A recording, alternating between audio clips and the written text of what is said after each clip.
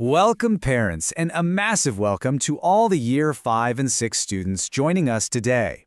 So, you're tuning in to this explainer because you want to completely crack the code of the NSW Selective High School Writing Test.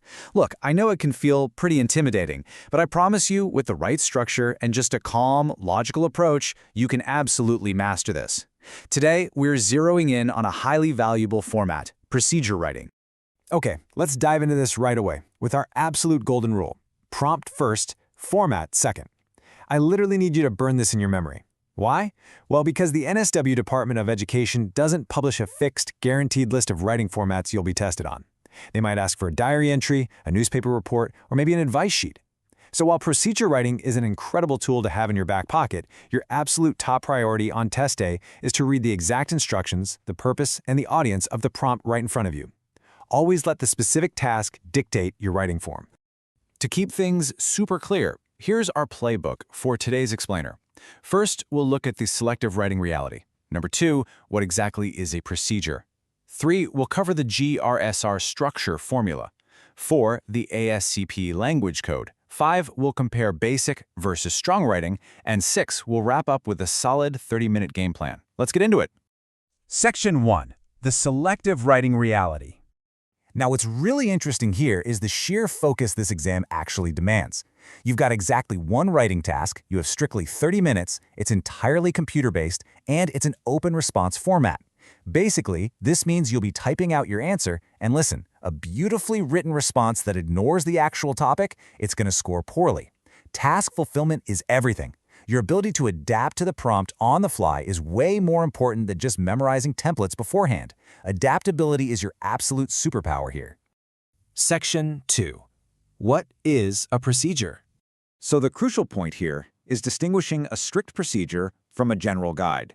If the prompt asks you something like, how to bake a loaf of bread, it expects a procedure.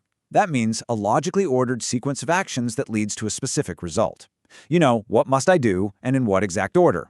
On the flip side, a guide, like a beginner's guide to baking, offers broader recommendations, warnings, maybe some choices, but it doesn't necessarily demand a fixed sequence. A procedure instructs through order.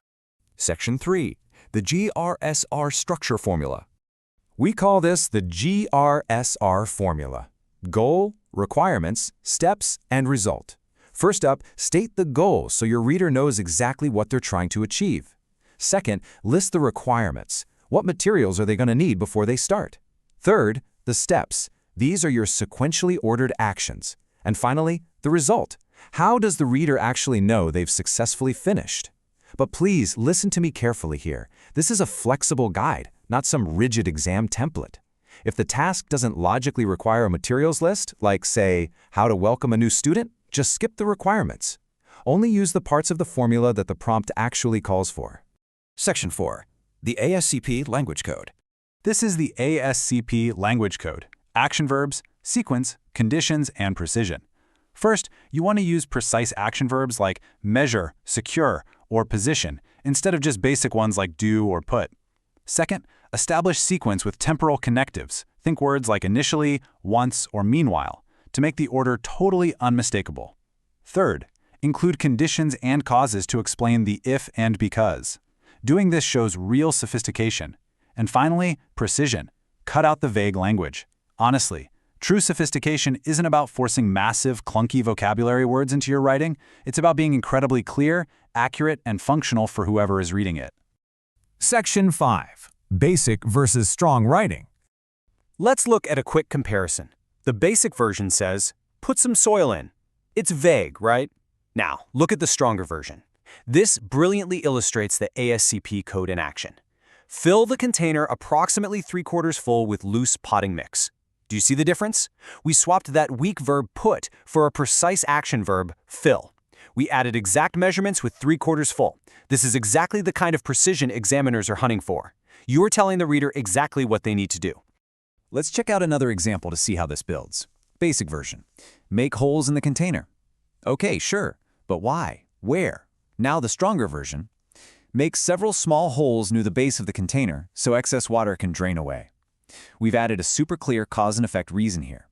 By explaining the why, so excess water can drain away, You literally transform a simple, kind of robotic command into a genuinely helpful and sophisticated instruction. And our last comparison. The basic text reads, then add leaves, then add scraps. It sounds really mechanical, right? Kind of like a robot just reading a grocery list.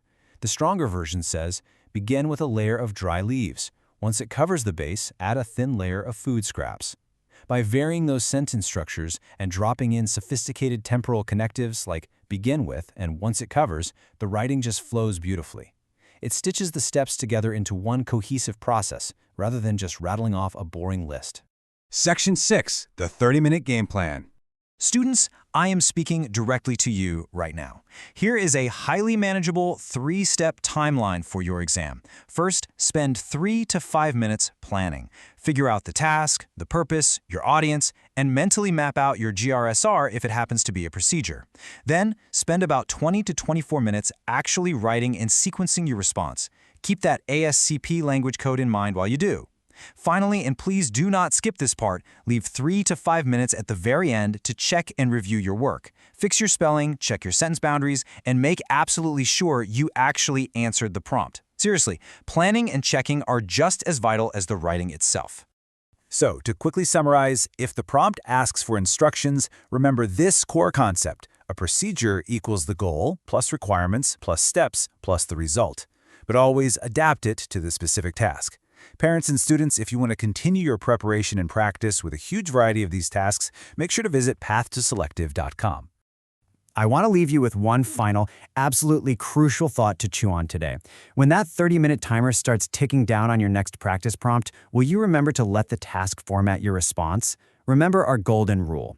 Prompt first, format second. You've got the tools, now go out there and apply them.